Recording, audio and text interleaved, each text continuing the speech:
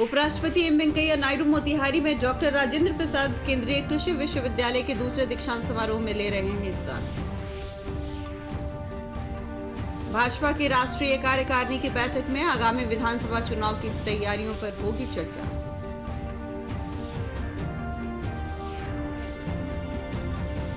मुख्यमंत्री नीतीश कुमार ने अधिकारियों को धान खरीद में तेजी लाने का दिया निर्देश।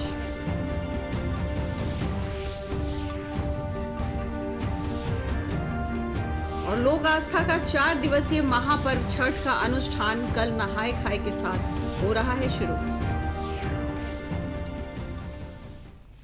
नमस्कार, 1 बजे के बुलेटिन में आपका स्वागत है। आप देख रहे हैं डीडी बिहार और आपके साथ मैं सोनी। समाचार विस्तार से।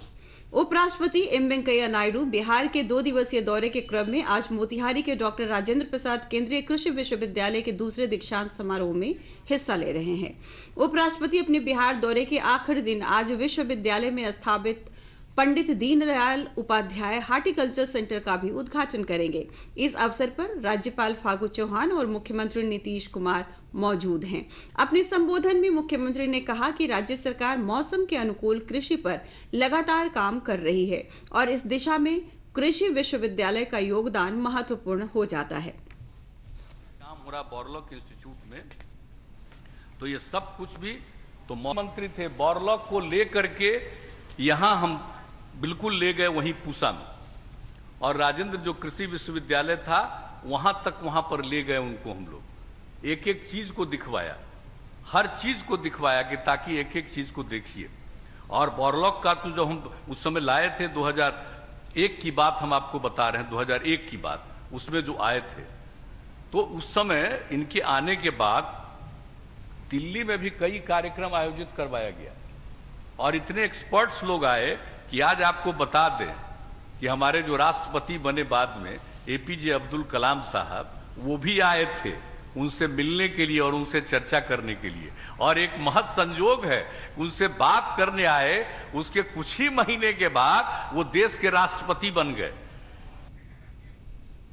एक अन्य कार्यक्रम में उपराष्ट्रपति वेंकैया नायडू राजगीर के नालंदा अंतर्राष्ट्रीय विश्वविद्यालय में आयोजित धर्म धम्म विषय पर आयोजित 3 दिवसीय सम्मेलन का उद्घाटन करेंगे। इस कार्यक्रम में राज्यपाल फागू चौहान और मुख्यमंत्री नीतीश कुमार के अलावे श्रीलंका के परिवहन मंत्री भी उपस्थित रहेंगे। इंडिया फाउंडेशन के सहयोग से आयोजित यह कार्यक्रम कोविड उपरांत विश्व व्यवस्था के निर्माण में धर्म धम्म परंपराएं विषय पर आधारित है। धर्म धम्म सम्मेलन आज से नालंदा में शुरू हो रहा है। विश्वविद्यालय के इस परिसर के ऑडिटोरियम में आज उपराष्ट्रपति जो व्याख्यान देंगे उसका विषय है कोविड उपरांत नई विश्व व्यवस्था में धर्म धम्म परंपराएं।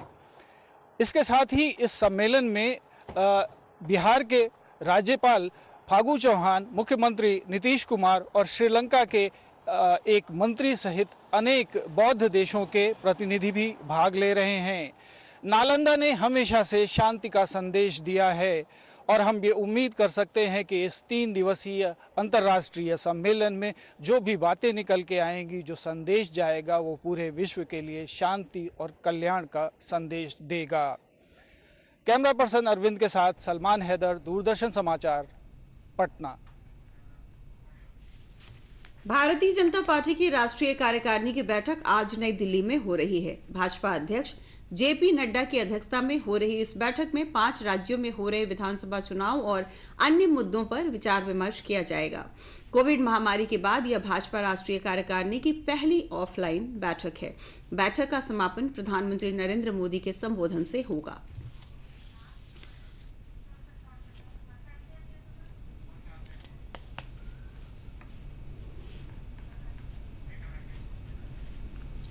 कोविड टीकाकरण अभियान के अंतर्गत अब तक 108 करोड़ से अधिक टीके लगाए जा चुके हैं। स्वास्थ्य मंत्रालय की ओर से जारी रिपोर्ट में कहा गया है कि कल 25,54,000 से अधिक टीके लगाए गए।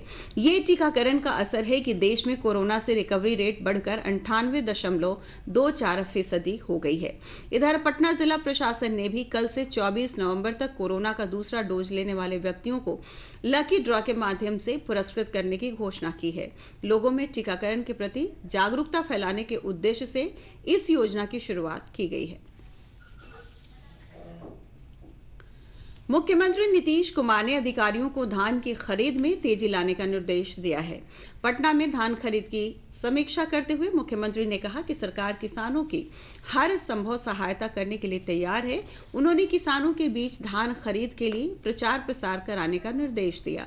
मुख्यमंत्री ने राज्य में उसना चावल मिलों की संख्या बढ़ाने को भी कहा।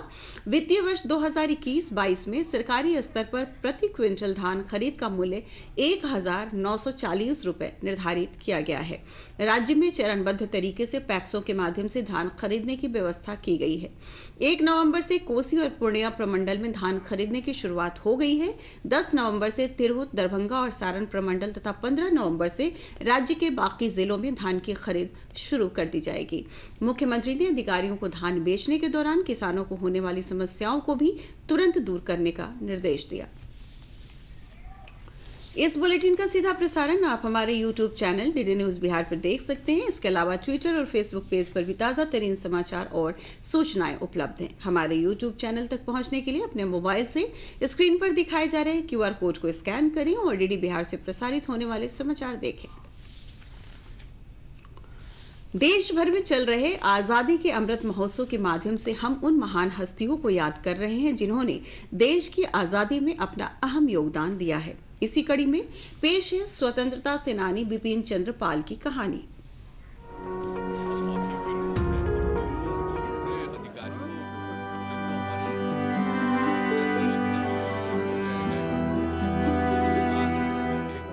आज की कड़ी में हम महानतम स्वतंत्रता सेनानियों में से एक बिपिन चंद्र पाल को याद कर रहे हैं, जिनका जन्म 7 नवंबर 1858 को ब्रिटिश भारत के सिलहट क्षेत्र में हुआ था, जो अब बांग्लादेश में है।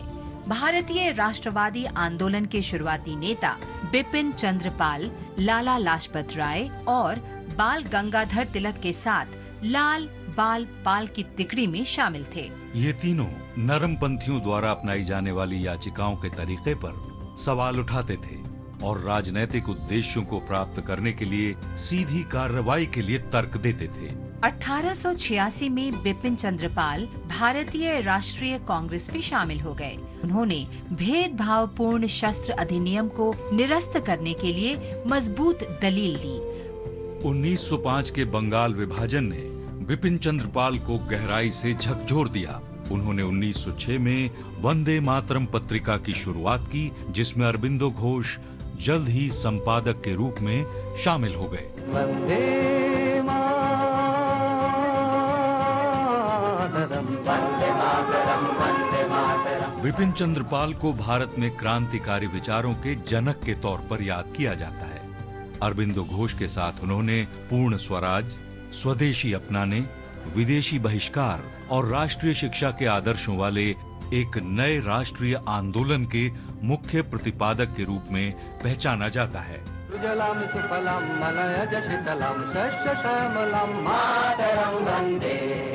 बिपिन चंद्र पाल ने अनुशीलन समिति की स्थापना में भी मदद की, जिसने भारत में ब्रिटिश शासन को समाप्त करने में क्रांतिकारी हिंसा का समर्थन किया और साप्ताहिक कक्षाओं तथा बातचीत के माध्यम से युवाओं में राष्ट्रवाद की भावना पैदा की। असहयोग के रूप में होने वाले विरोध में उनका विश्वास नहीं था और इसी मुद्दे पर उनका महात्मा गांधी से मतभेद था। 1920 में पाल उन वरिष्ठ नेताओं में से थे जिन्होंने असहयोग पर गांधी जी के प्रस्ताव का विरोध इस तथ्य पर किया था कि ये स्व सरकार को संबोधित नहीं करता। बिपिन चंद्र पाल ने सामाजिक और आर्थिक बुराइयों को दूर करने के प्रयास किए। उन्होंने जाति प्रथा का विरोध किया और विधवा पुनर्विवाह की हिमायत की। अपनी पहली पत्नी की मृत्यु के बाद उन्होंने एक विधवा से शादी की और ब्रह्म समाज में शामिल हो गए। बिपिन चंद्र पाल एक बहुआयामी व्यक्तित्व थे। वे एक अच्छे नेता, शिक्षक, पत्रकार, वक्ता और लेखक थे।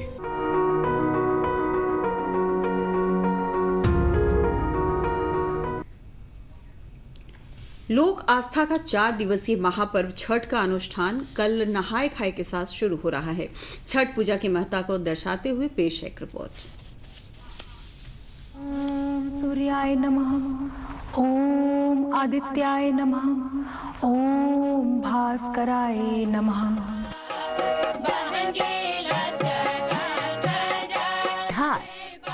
सदियों से सांस्कृतिक और धार्मिक चेतना का उद्गम स्थल रहा है।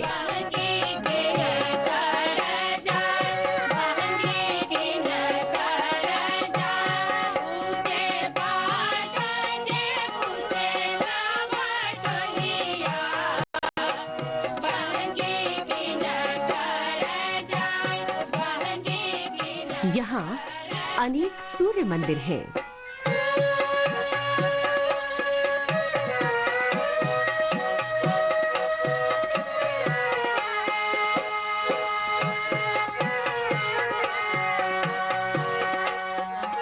सूर्य उपासना का अनुपम वर्तमान स्वरूप पवित्रतम छठ पर्व में ही देखने को मिलता है।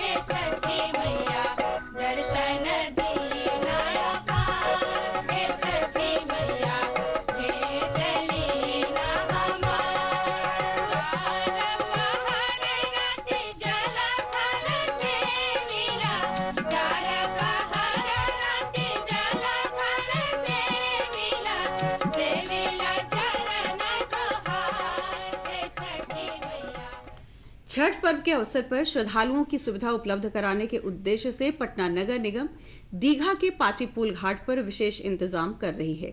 इसकी जानकारी देते हुए कार्यपालक अभियंता सुरेश महतो ने बताया कि श्रद्धालुओं के लिए कंट्रोल रूम और वॉच टावर बनाए गए हैं। उन्होंने बताया कि घाटों की तैयारियों का दौर अपने अंतिम चरण में है।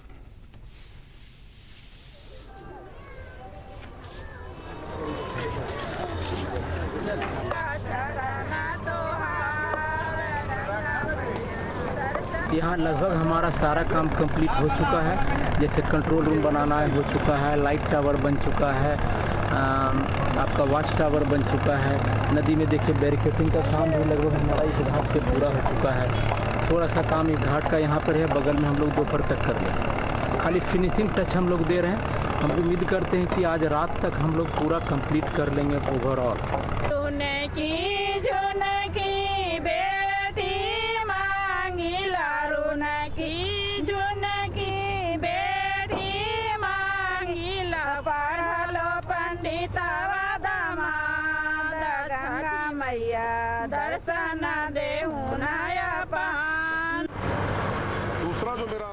इधर सीआरपीएफ कमांडेंट मुन्ना सिंह ने बताया कि छठ सही मायनों में प्रकृति की पूजा है और इसी उद्देश्य से हम लोग घाटों की साफ सफाई कर रहे हैं।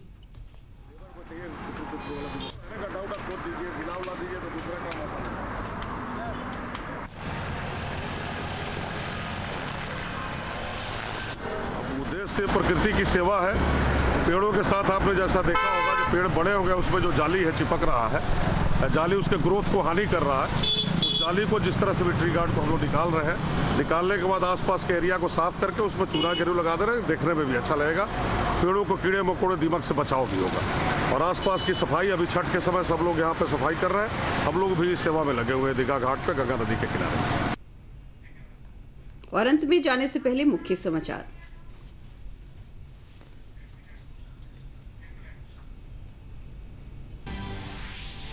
उपराष्ट्रपति एम वेंकैया नायडू मोतिहारी में डॉक्टर राजेंद्र प्रसाद केंद्रीय कृषि विश्वविद्यालय के दूसरे दीक्षांत समारोह में ले रहे हैं हिस्सा। भाजपा की राष्ट्रीय कार्यकारिणी की बैठक में आगामी विधानसभा चुनाव की तैयारियों पर होगी चर्चा। मुख्यमंत्री नीतीश कुमार ने अधिकारियों को धान खरीद में तेजी लाने का दिया निर्देश।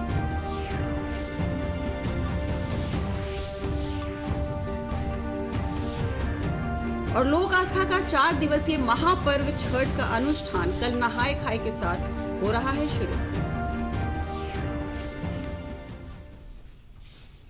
और दर्शकों, जाते जाते बहुत जरूरी बात, कोविड का खतरा कम नहीं हुआ है, इसलिए आप सबों से अपील है कि कोई भी कोताही ना बरते। 18 वर्ष के ऊपर के सभी लोग टीकाकरण के लिए कोविन ऐप पर पंजीकरण कराएं, मास्क पहने, सुरक्षित दूरी बनाए रखें और अपने हाथों को सैनिटाइज करते रहें। और अब उर्दू खबरें शकील से। नमस्कार।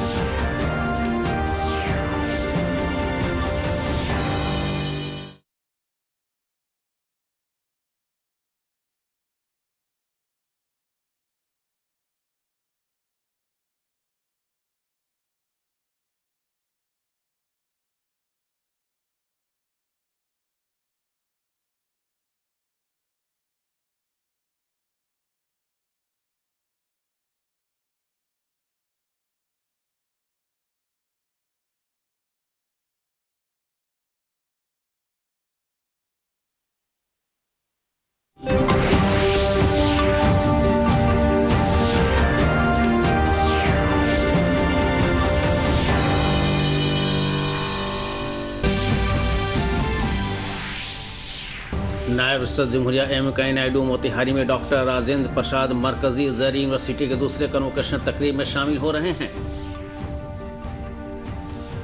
भाजपा के कौमी वर्किंग कमेटी के नशिस्त में होने वाले असेंबली इंतखाब की तैयारी पर गुफ्तगू होगी।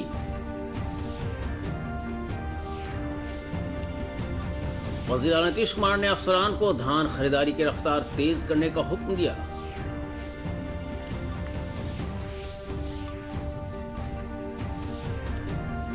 और अवामी एतकाद का 4 रोजा अजीम त्यौहार छठ कल नहाय खाई के साथ हो रहा है शुरू।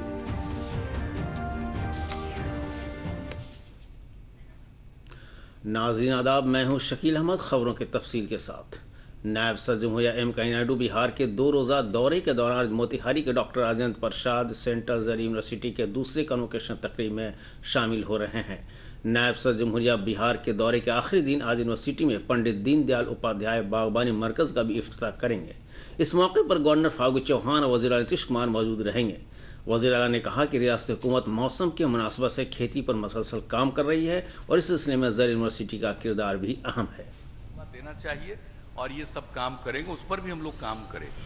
तो जब जो पूसा में भी जो ये काम हो रहा बोरलॉग इंस्टीट्यूट में, तो ये सब कुछ भी तो मंत्री थे, बोरलॉग को लेकर के यहां हम बिल्कुल ले गए वहीं पूसा में, और राजेंद्र जो कृषि विश्वविद्यालय था वहां तक, वहां पर ले गए उनको हम लोग। एक एक चीज को दिखवाया, हर चीज को दिखवाया कि ताकि एक एक चीज को देखिए। और बोरलॉग का तो जो हम उस समय लाए थे 2001 की बात हम आपको बता रहे हैं, 2001 की बात, उसमें जो आए थे, तो उस समय इनके आने के बाद दिल्ली में भी कई कार्यक्रम आयोजित करवाया गया और इतने एक्सपर्ट्स लोग आए कि आज आपको बता दें कि हमारे जो राष्ट्रपति बने बाद में एपीजे अब्दुल कलाम साहब, वो भी आए थे उनसे मिलने के लिए और उनसे चर्चा करने के लिए। और एक महत् संयोग है, उनसे बात करने आए, उसके कुछ ही महीने के बाद वो देश के राष्ट्रपति बन गए। दूसरे प्रोग्राम में नायब सदर जमहूरिया एम वेंकैया नायडू राजगीर के नालंदा बैन अक़वामी यूनिवर्सिटी में धर्म के मौजू पर मुनक़िद 3 रोज़ा जलसे का इफ्तिताह करेंगे। इस प्रोग्राम में गवर्नर फागू चौहान, वज़ीर आला नीतीश कुमार के अलावा श्रीलंका के वज़ीर ट्रांसपोर्ट मौजूद रहेंगे। इंडिया फाउंडेशन के ताउन से प्रोग्राम कोविड के बाद आलमी निज़ाम के क़याम में धर्म रिवायत के मौजू पर मबनी है।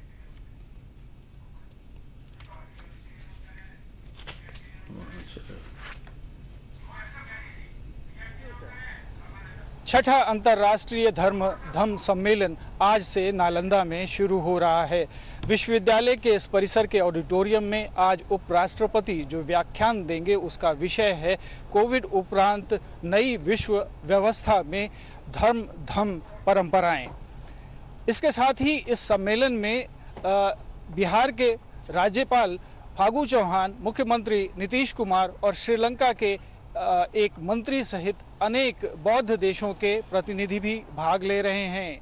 नालंदा ने हमेशा से शांति का संदेश दिया है और हम ये उम्मीद कर सकते हैं कि इस 3 दिवसीय अंतर्राष्ट्रीय सम्मेलन में जो भी बातें निकल के आएंगी, जो संदेश जाएगा, वो पूरे विश्व के लिए शांति और कल्याण का संदेश देगा।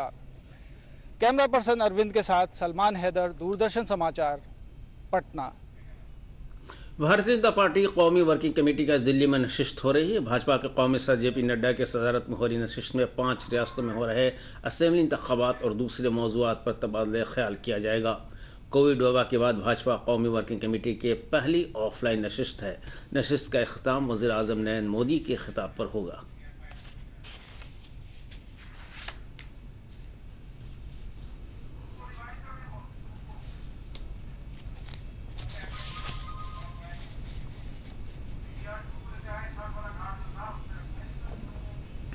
मैया फुलावा लोड़ाली अढ़ाउल गुलाब के मैया दुआरे पीएम जी पुकारे मैया दुआरे मोदी जी पुकारे अरे मोदी जी को दर्शन दे दी मुखड़ा दिखाई के।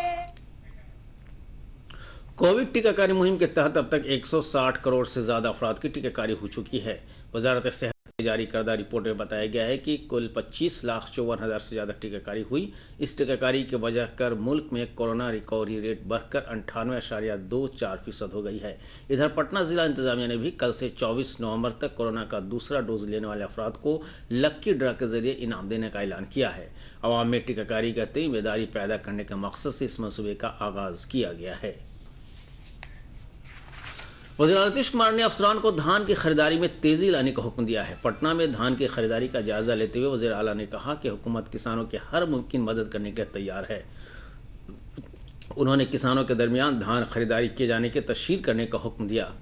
वज़ीर आला ने रियासत में उसना चावल मिलों की तादाद में इजाफा करने को कहा। माली साल 2021-22 में सरकारी सतह पर फी क्विंटल धान खरीदारी की कीमत 1,940 रुपये मुकर्रर किया गया है। रियासत में मरहलावार पैक्सों के जरिए धान खरीदारी का नज़्म किया गया है। 1 नवंबर से कोसी और पूर्णिया कमिश्नरी में धान की खरीदारी शुरू हो चुकी है। 10 नवंबर से तिरहुत, दरभंगा और सारण कमिश्नरी के साथ ही 15 नवंबर से रियासत के बकिया जिले में धान की खरीदारी शुरू हो जाएगी।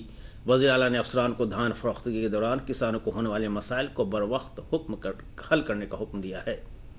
इस बुलेटिन का सीधा नशर आप हमारे YouTube channel DD news Bihar पर भी देख सकते हैं। इसके अलावा ट्विटर और फेसबुक पेज पर भी ताज़ा तरीन खबरें और इत्तलात दस्तियाब हैं। हमारे यूट्यूब चैनल तक पहुंचने के लिए अपने मोबाइल से स्क्रीन पर दिखाए जा रहे QR कोड को स्कैन करें और डीडी बिहार से नशर वाली खबरें देखें। पूरे मुल्क में जारी आज़ादी के अमृत महोत्सव के जरिए हम उन अजीम शख्सियात को याद कर रहे हैं जिन्होंने मुल्क की आज़ादी में अपने बेशकीमती खिदमात पेश किए। इसी कड़ी में पेश है मुजाहिद आज़ादी बिपिन चंद्र पाल की कहानी।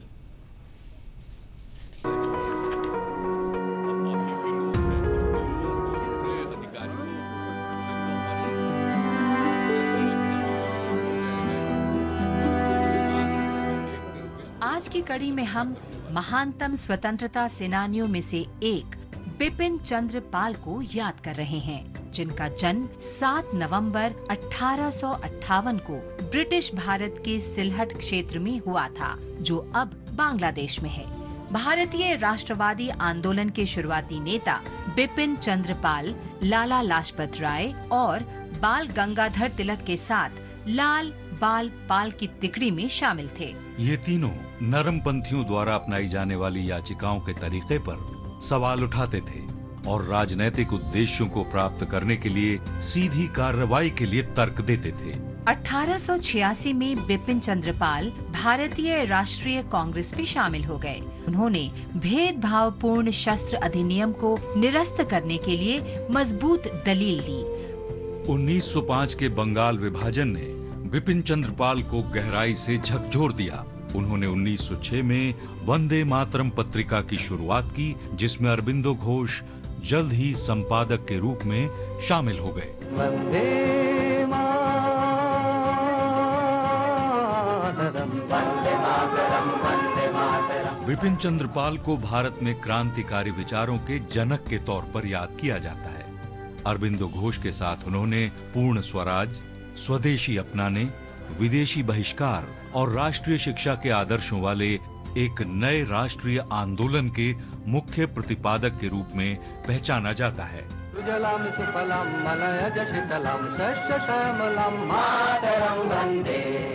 बिपिन चंद्र पाल ने अनुशीलन समिति की स्थापना में भी मदद की, जिसने भारत में ब्रिटिश शासन को समाप्त करने में क्रांतिकारी हिंसा का समर्थन किया और साप्ताहिक कक्षाओं तथा बातचीत के माध्यम से युवाओं में राष्ट्रवाद की भावना पैदा की।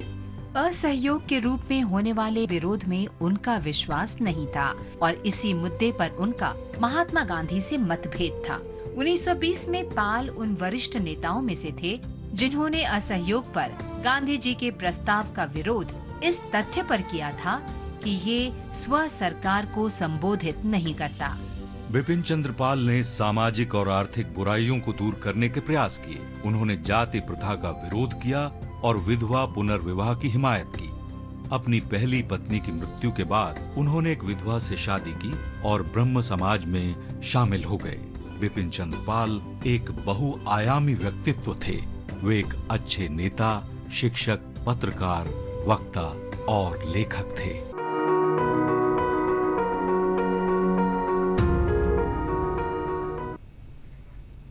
अवामी इत्तेकाद का 4 रोजा अजीम त्यौहार छठ कल नहाय खाए से शुरू हो रहा है। छठ पूजा की अहमियत को जाहिर करने वाली पेश एक रिपोर्ट। ओम सूर्याय नमः, ओम आदित्याय नमः, ओम भास्कराय नमः। धार सदियों से सांस्कृतिक और धार्मिक चेतना का उद्गम स्थल रहा है।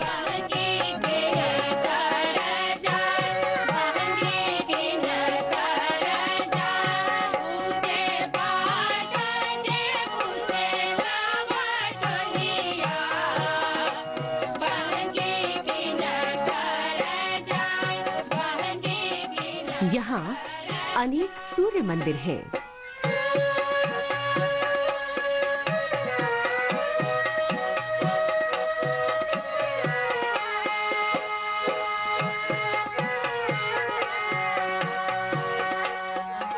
सूर्य उपासना का अनुपम वर्तमान स्वरूप पवित्रतम छठ पर्व में ही देखने को मिलता है।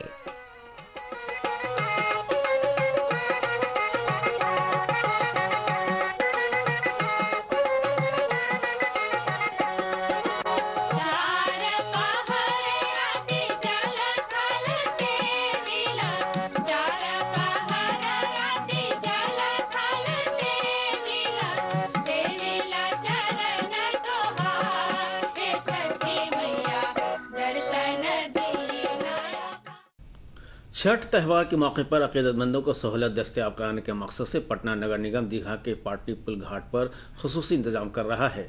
इसकी इतला देते हुए एग्जीक्यूटिव इंजीनियर सुरेश महतो ने बताया कि अकीदतमंदों के लिए कंट्रोल रूम और वॉच टावर बनाया गया है। उन्होंने बताया कि घाटों की तैयारी आखिरी मरहले में है।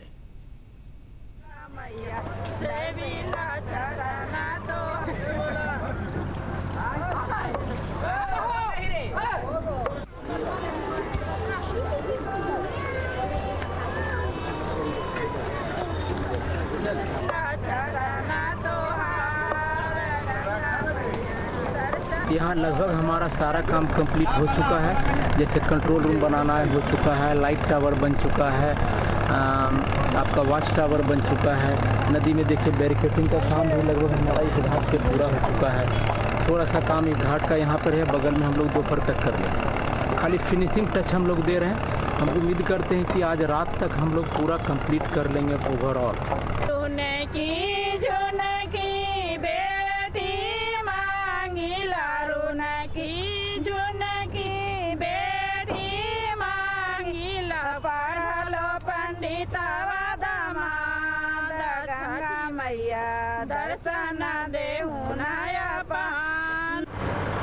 दूसरा जो मेरा आंदोलन है, जितना हमारा देखते होंगे। इधर सीआरपीएफ के कमांडेंट मुन्ना सिंह ने बताया कि छठ हकीकी मानी में कुदरत की पूजा है। इसी मकसद से हम लोग घाटों को साफ सुथरा कर रहे हैं।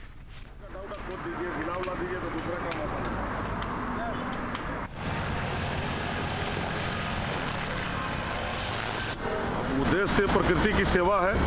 पेड़ों के साथ आपने जैसा देखा होगा कि पेड़ बड़े हो गए, उसमें जो जाली है चिपक रहा है, जाली उसके ग्रोथ को हानि कर रहा है।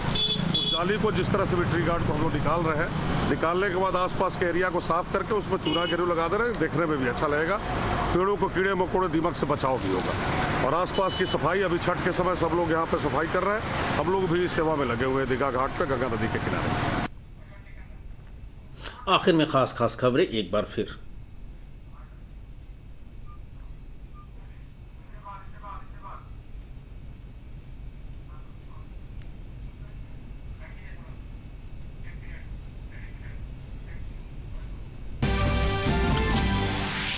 नायब सदर जमहूरिया एम वेंकैया नायडू मोतिहारी में डॉक्टर राजेंद्र प्रसाद मरकजी जर यूनिवर्सिटी के दूसरे